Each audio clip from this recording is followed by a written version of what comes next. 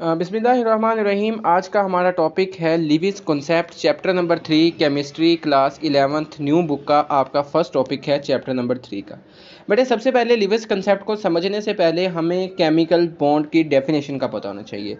तो chemical bond क्या होता है? A chemical bond is the force of attraction between atoms that holds atom together. बेटे chemical bond ऐसी फोर्स ऑफ अट्रैक्शन होती है एटम्स के दरमियान, ऐसी फोर्स ऑफ अट्रैक्शन जो एटम्स को इकट्ठा रखती है, इसको आपको कहते हैं केमिकल बॉन्ड कहते हैं। अब हम अपने टॉपिक की तरफ आते हैं, लिविस कॉन्सेप्ट की तरफ। बेटे सबसे पहले ये वाला जो कॉन्सेप्ट था, ये एक लिविस साइंटिस्ट थे, उन्होंने 1940 में 1940 में दिया था। इस लिविस कॉन्सेप्ट के अकॉर्डिंग आपके बॉन्ड्स की 3 टाइप्स होती हैं: ionic bond, covalent bond and coordinate covalent bond. 3 तरह की टाइप्स होती हैं, जिनमें हम फर्स्ट पढ़ेंगे आज आयनिक बॉन्ड। तो आयनिक का वर्ड, आपका आयनिक बॉन्ड 2 वर्ड से मिलकर बना है, आइंस एंड बॉन्ड। आपको पता है बॉन्ड क्या होता है? फोर्स ऑफ अट्रैक्शन, जबकि आयनिक का मतलब है आइंस। तो इस पूरी लाइन का मतलब क्या हुआ? Force of attraction between the ions, यानी आइंस के दरमियान जो फोर्स ऑफ अट्रैक्शन होगी उसको आप क्या कहेंगे? आयनिक बॉन्ड कहेंगे। अब आपको पता है आइंस 2 तरह के हो सकते हैं, या तो वो पॉजिटिव आइंस होंगे जिसको आप लोग केटाइंस कहते हैं, या वो नेगेटिव आइंस होंगे जिसको आप क्या कहते हैं? एनाइंस कहते हैं। तो अब यहाँ से हमें इस चीज़ का पता चला कि आयनिक बॉन्ड क्या होगी? पॉजिटिव आइन और नेगेटिव आइंस के दरमियान फोर्स ऑफ अट्रैक्शन होगी। अब हम चलते हैं जी नेक्स्ट की तरफ, अब इसकी डेफिनेशन को पढ़ते हैं।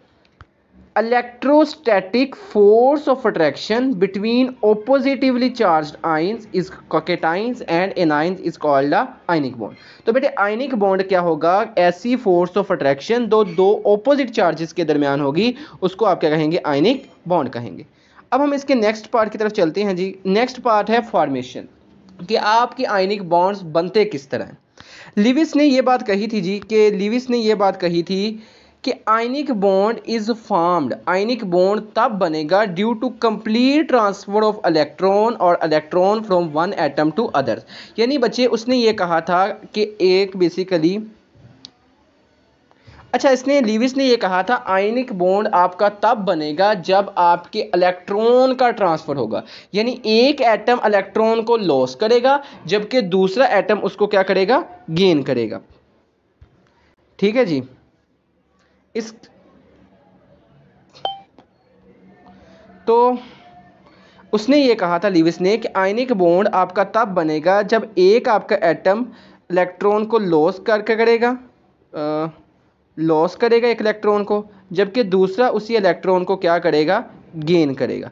यानी एक आपके इलेक्ट्रॉन को लॉस करेगा जबकि दूसरा उसी इलेक्ट्रॉन को क्या करेगा? गेन करेगा। मतलब ये एक एटम से दूसरे एटम में आपका इलेक्ट्रॉन कंप्लीटली क्या हो जाएगा? ट्रांसफर हो जाएगा। उसके बाद जी हम लोग चलते हैं कि अब ये बेसिकली एक और पॉइंट आप लोगों ने याद रखना है कि आयनिक बॉन्ड हमेशा मेटल्स और नॉन मेटल्स के दरमियान बनता है। बेटे मेटल्स हमेशा जो होते हैं ये पॉजिटिव चार्जेस होते हैं, पॉजिटिव आइंस होते हैं, और जो नॉन मेटल्स होते हैं ये नेगेटिव आइंस होते हैं। अभी बात हम लोग ये पीछे पढ़ के आए हैं कि आयनिक बॉन्ड पॉजिटिव और नेगेटिव चार्जेस के दरमियान होता है।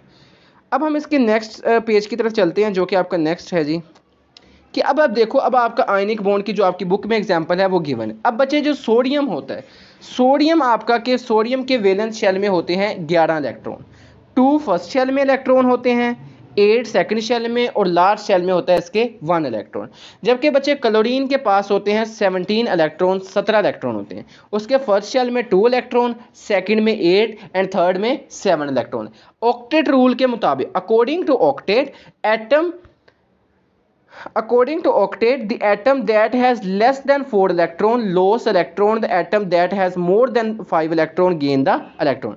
अब उसने ये बात कही ऑक्टेट रूल के अकॉर्डिंग, ये था कि वो एटम जिसके पास 4 से कम इलेक्ट्रॉन होंगे वो इलेक्ट्रॉन को क्या करेगा? लॉस करेगा, जबकि वो एटम जिसके पास 5 से या 4 से ज़्यादा इलेक्ट्रॉन होंगे वो इलेक्ट्रॉन को क्या करेगा? गेन करेगा। अब आप लोग मुझे बताएं कि सोडियम के वैलेंस शेल में तो 1 इलेक्ट्रॉन है, मतलब इसमें 4 से कम इलेक्ट्रॉन है। तो बच्चे ये सोडियम क्या करता है? वैलेंस शेल में 1 इलेक्ट्रॉन है, तो सोडियम क्या करता है? अपने इस 1 इलेक्ट्रॉन को क्या कर देता है? लॉस कर देता है। जबकि क्लोरीन के वैलेंस शेल में 7 इलेक्ट्रॉन हैं, तो क्लोरीन क्या करता है? उस इलेक्ट्रॉन को जो सोडियम ने लॉस किया होता है उसको क्या कर लेता है? एक्सेप्ट कर लेते हैं।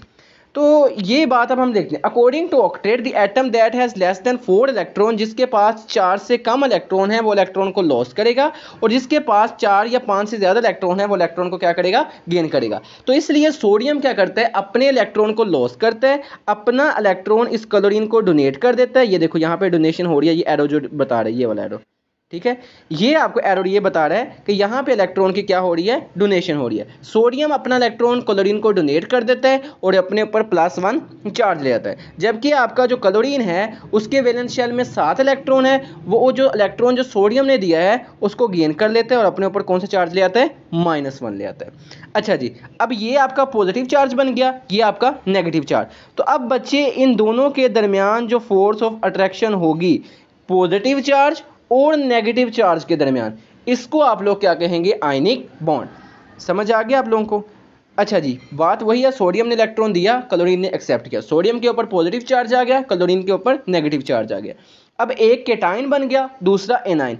अब इन दोनों के दरमियान ये वाली जो फोर्स ऑफ अट्रैक्शन होगी उसको आप क्या कहते हैं, आपका आयनिक बॉन्ड कहते हैं। और बच्चे जो ज़्यादातर जो आयनिक बॉन्ड होता है ये आपके फर्स्ट ए ग्रुप के metal, second A and third A group के दरमियान होता है, जबकि आपका जो फर्स्ट सेकंड ए मेटल्स और जो लास्ट 3 ग्रुप्स हैं नॉन मेटल्स के दरमियान आपका जो बॉन्ड बनता है वो बेसिकली क्या होता है, आपका आयनिक बॉन्ड होता है। तो ये था सारा का सारा आज का टॉपिक।